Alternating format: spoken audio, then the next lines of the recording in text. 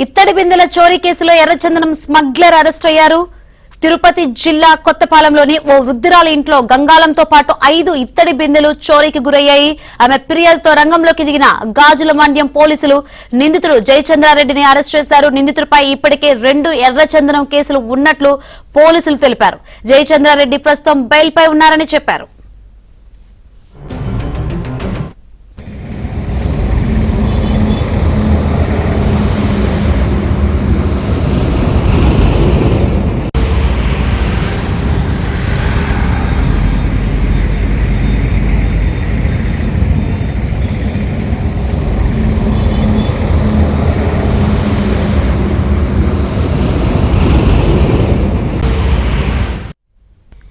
ఇత్తడి బిందెల చోరీ కేసులో ఎర్రచందనం స్మగ్లర్ అరెస్ట్ అయ్యారు.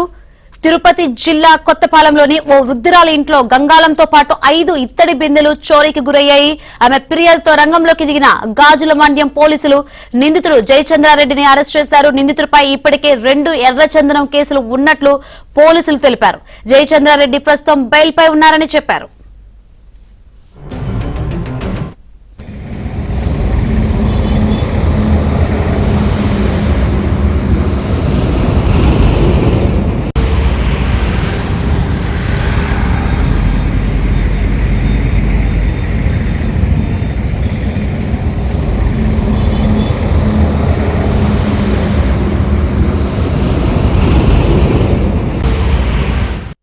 నిందితుడు జయచంద్రారెడ్డిని అరెస్ట్ చేశారు. నిందితుడిపై ఇప్పటికే 2 ఎర్రచందనం కేసులు ఉన్నట్లు పోలీసులు తెలిపారు.